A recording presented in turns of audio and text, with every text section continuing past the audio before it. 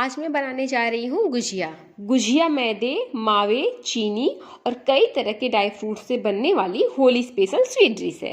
Hello friends, स्वागत है आपका अपने चैनल भोजन हब में। तो चलिए स्टार्ट करते हैं हलवाई स्टाइल क्रिस्पी खस्ता गुजिया बनाना। गुजिया बनाने के लिए सबसे पहले हमें आटा लगाना पड़ेगा। तो यहाँ पे मैंने 250 ग्राम मैदा लिया है और अब मैदे में मैं 100 ग्राम शुद्ध देसी घी डालूंगी। ध्यान रहे घी जमा नहीं होना चाहिए। घी की जगह आप रिफाइंड ऑयल भी यूज कर सकते हैं, पर घी डालने से गुजिया खस्ता बनता है।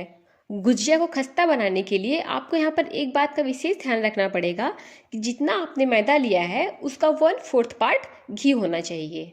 अब सबसे इम्पॉर्टेंट बात यह है कि आप घी को मैदे में अच्छे से मिला लीजिए। अब मैदे में घी का मोयन करेक्ट है या नहीं, इसका पता लगाने के लिए इसको आप मुट्ठी में बाइंड करके देख लीजिए। अगर हमारे मैदे में मोयन सही पड़ा है तो यह अच्छे से बाइंड होने लगता है। अब मैदा को गूंथने के लिए हमें चाहिए हल्का गर्म पानी।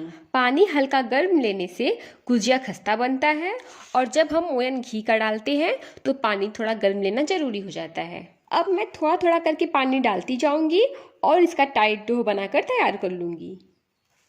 अब पूरे मैदे को इकट्ठा करके मैंने इसका टाइट डो तैयार कर लिया है। आप देख सकते हैं कि आटा बिल्कुल इवन नहीं है।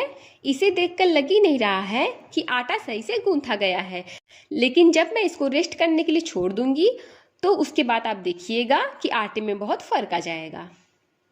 अब मैं इसे गीले कपड़े से ढक दूंगी, जिससे कि इसके ऊपर की सतह ड्राई न हो और इसकी नमी बनी रहे।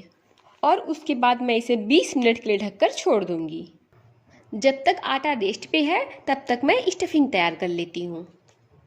स्टफिंग के लिए मैंने लिया है काजू, पिस्ता, काली किशमिश, ब्राउन किशमिश, थोड़ा सा कटा हुआ नारियल का टुकड़ा, 2 छुहारा, चिरौंजी, मखाना या लावा, और लास्ट में है बादाम। अब इन सबको मैं चाकू की सहायता से बारीक काट लूंगी।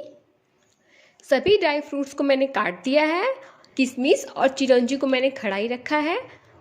अब मैंने लिया है 400 ग्राम मावा और 100 ग्राम सूजी। अब यहाँ पर मैंने लिया है 300 ग्राम बूरा। अगर आपके पास बूरा नहीं है तो आप पीसी हुई चीनी का भी इस्तेमाल कर सकते हैं।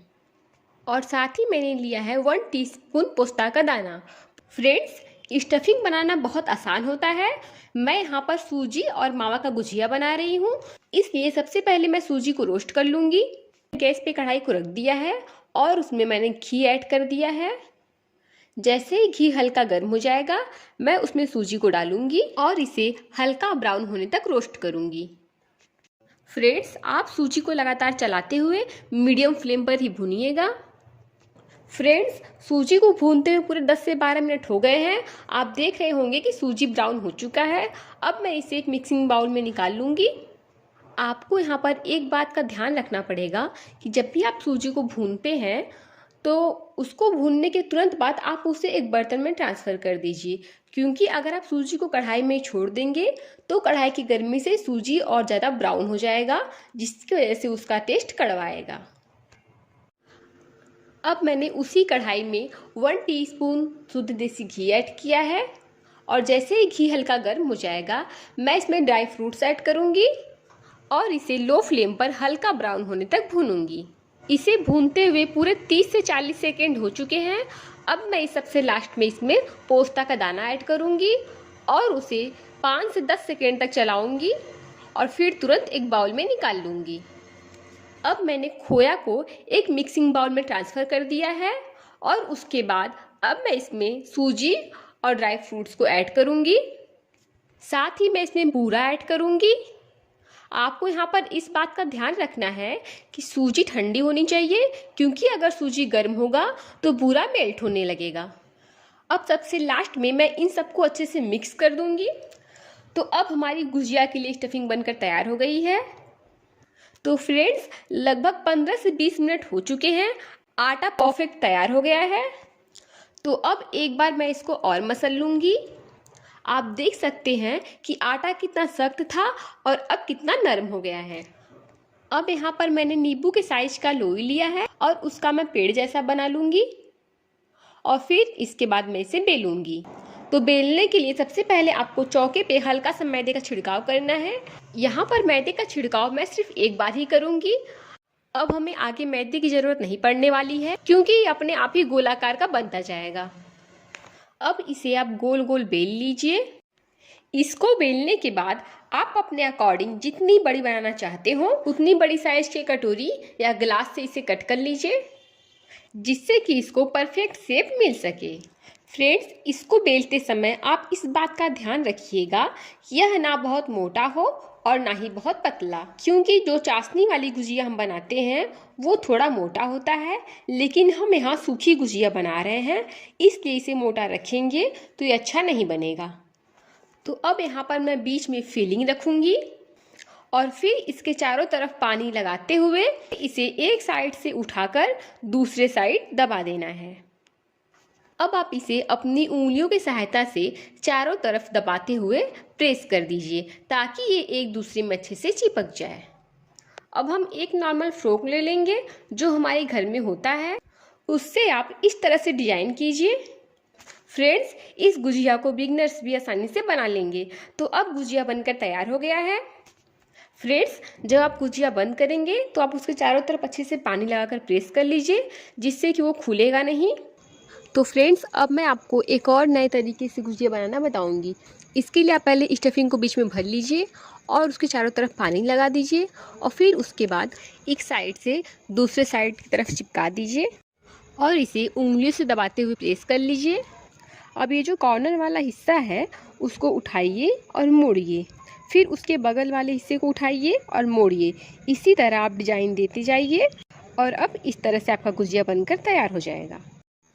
अब आपको कोई इस तरह का कॉटन का कपड़ा ले लेना है। अब इस कपड़े की आधे साइड मैं गुजिया को रखूँगी और आधे साइड के कपड़े से गुजिया को ढक दूँगी। गुजिया को ढकना बहुत ज़रूरी है, नहीं तो वो ड्राई हो जाएगा। अब सारा गुजिया बनकर तैयार हो गया है। अब मैं इसे फ्राई करूँगी। अब मैंने गैस पर कढ़ाई को रख दिया है और इसमें मैंने रिफाइंड ऑयल डाला है। गुजिया फ्राई करने के लिए हमें बहुत गर्म तेल की बिल्कुल ज़रूरत नहीं है, हमें हल्का गर्म तेल ही चाहिए, क्योंकि हाई फ्लेम पर गुजिया को फ्राई करने से मैदा कच्चा रह जाएगा और अगर हम मीडियम फ्लेम पर फ्राई करेंगे तो गुजिया जलेगा भी नहीं और बहुत खस्ता भी फ्राई होगा। अब आप गुजिया को ऐसे ही उलट पलट कर फ्राई करें। गुजिया को फ्राई करते हुए पूरे 3 से 4 मिनट हो चुके हैं। अब आप देख रहे हैं कि गुजिया में बहुत ही सुंदर गोल्डन कलर आ गया है और अब मैं इसे कढ़ाई में से निकाल दूंगी और अब मैं इसी तरह सभी गुजिया को फ्राई कर लूँगी। फ्रेंड्स, यहाँ पर मैं आपको एक बात बताना चाहूँगी कि गुजिया पर चम्मच या आपका नाखून ऐसी कोई नुकीली चीज़ें नहीं लगनी चाहिए, क्योंकि ऐसा होने पर गुजिया को फ्राई करते समय गुजिया की स्टफिंग बाहर निकल आएगी और आपका पूरा तेल खराब हो जाएगा। और बाई चांस ऐसा होता भी है तो आप उस गुजिया को लास्ट में फ्राई करिए और फिर उस तेल को आप छन्नी की सहायता से छान कर आप उसे किसी और इस्तेमाल में ले सकते हैं।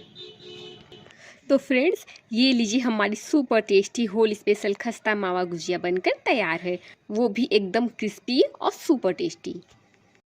तो दोस्तों, अगर आपको मेरी ये वीडियो यूजफुल लगी हो तो प्लीज़ मेरी वीडियो को लाइक करिए और मेरे चैनल को सब्सक्राइब करिए। मिलते हैं नेक्स्ट वीडियो में। Thank you.